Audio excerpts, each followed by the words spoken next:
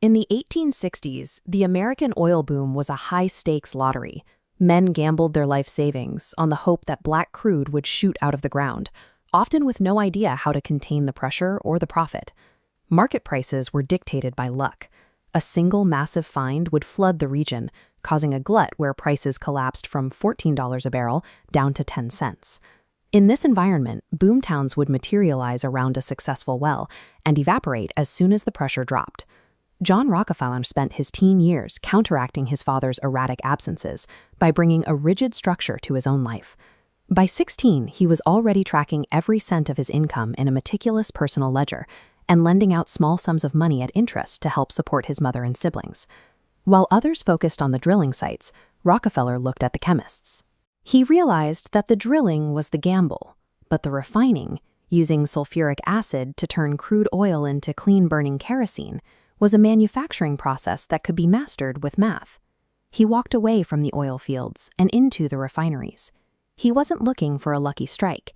He was looking for a point in the supply chain where he could apply his ledger book logic to a market that currently had none.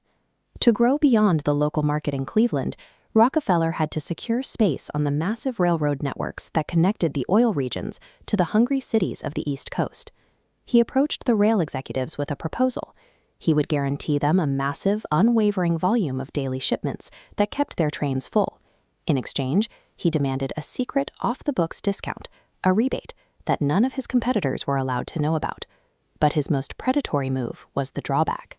Rockefeller forced the railroads to take a percentage of the shipping fees paid by his rivals and secretly hand that cash directly to him. Standard Oil was siphoning profit from the very companies it was trying to defeat. Because his transportation costs were now effectively subsidized by his competitors, Rockefeller could price his kerosene drastically lower than anyone else in the industry. Every time a rival refinery shipped a barrel of oil to market, they were unknowingly paying for Rockefeller to put them out of business. Once his cost advantage was secure, Rockefeller turned Cleveland into a corporate battlefield. He triggered a local price war, dropping his rates so low that every other refinery in the city began to hemorrhage cash. He would visit his struggling rivals in person, showing them his own internal books to prove they couldn't possibly win a fight against his margins. He offered to buy their failing businesses for a fraction of their value, presenting the buyout as an act of mercy. The strategy was devastating. In a period of just 6 weeks, 22 of his 26 local competitors surrendered and sold their operations to Standard Oil. This campaign achieved total horizontal integration. By swallowing up the competition at the refining level, Rockefeller earned the power to set the price of kerosene for the entire region. The railroads eventually realized they had helped create a giant they could no longer control. To fight back, the Pennsylvania Railroad tried to build its own competing refineries, hoping to bypass Rockefeller's grip. Rockefeller responded with an all-out counterattack. He bypassed the rail lines entirely by laying thousands of miles of independent pipelines, pumping his oil directly to the cities, and leaving the railroad's tanker cars empty on the tracks. This was the completion of his vertical integration. He stopped paying middlemen and bought the wells, the barrel-making timber, the pipelines, and the retail delivery wagons. Standard Oil was now its own supplier and its own customer. By 1880, Standard Oil controlled 90% of the entire U.S. oil industry. To the public, the company had become an inescapable force known as the octopus. By systematically removing every dependency and crushing every rival, Rockefeller had turned a volatile trade into a self-sustaining empire that answered to no one. For decades, Rockefeller operated behind a wall of silence, but in 1902, an investigative journalist named Ida Tarbell finally pierced that secrecy. Tarbell, whose own father had been ruined by Rockefeller's tactics, spent years documenting the secret rebates and the intimidation. Her reporting transformed Rockefeller from a mysterious businessman into the national face of corporate greed. President Theodore Roosevelt capitalized on the public outcry, launching a massive legal campaign to dismantle the monopoly using the nation's antitrust laws.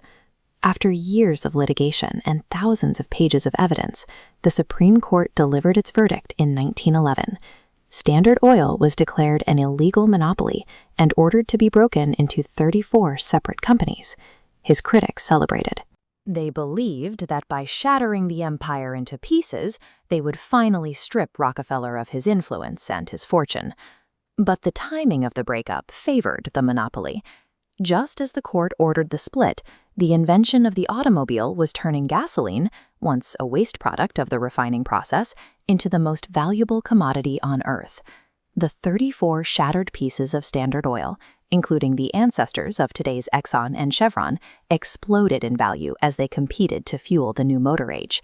Rockefeller still held a quarter of the stock in every one of those new companies.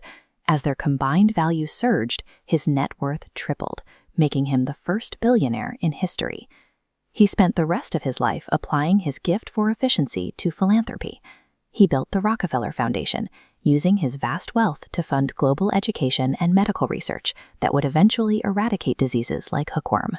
Is the ultimate paradox of his career. The foundations of modern global health were built with the profits of an industrial machine that had spent decades dismantling its rivals.